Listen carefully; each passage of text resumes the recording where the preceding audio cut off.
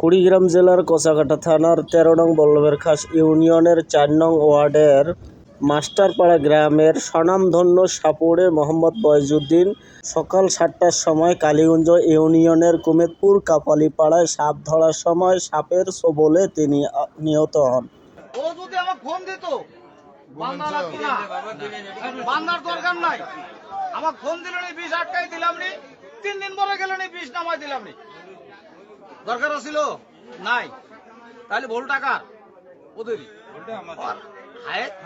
আসলে নাই, আসলে হায়াত নাই। এ যখন তুই কোন জায়গায় আছিলি? আমি আসলাম হাজরামোড়। এই হাজরামোড় থেকে এ আমাকে ফোন দিছে, আমার ছোট ভাই ফোন দিছে আহমেদ। এ ফোন দিয়ে আমাকে কবা নাকছে গাবতলা বয়জুদ্দিনের সাপে কামড়াইছে, রুগী গুড়াই কইলে রুগী মেডিকেল নিয়ে যাইতেছে। তো মেডিকেল নিয়ে যাওয়া এরপর আগে আমি জিজ্ঞেস করলাম রুগীর খবর কি, কইলে বেশি ভালো না।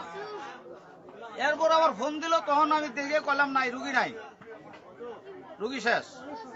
এরপরে মেডিকেল নিয়ে গেছে, মেডিকেল নিয়ে যাওয়ার পর আমি ফোন দিছি, ডাক্তার কি বললো?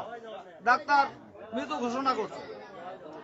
মৃত ঘোষণা করে থাকলে তোর কিছু নাই, তো রুগী ফেরত নিয়ে আয়। ফেরত নিয়ে আসার পর ক্যাম্পের মোড়া ওখানে গাড়ি ব্রেক করছে, ওখানে আমি চেক দিছি। ওখানে দেখার পর নাই, পরে বুঝি চলে যাও। এখন ভাই ঘটনা হইলো কি, এরপরও এই এলাকার লোক আমাকে ফোন দিছে, ভাই শৈল নে নরম, ঠ্যাং না নরম। এই কারণে আমার আবার আশা আইসে এখন সান্ত্বনা দিয়ে আমি চলে যেতেছি ভাই, এছাড়াই কিছুই নেই। আমার শাকে যখন কামড়াইছে আঙ্গুলের মধ্যে, তখন হাতের মধ্যে আবার দুটি বান দিছে। বান দেওয়ার পরে উনি ওষুধপাতি খাইছে, উনি তখন একদম স্বাভাবিক সুস্থ।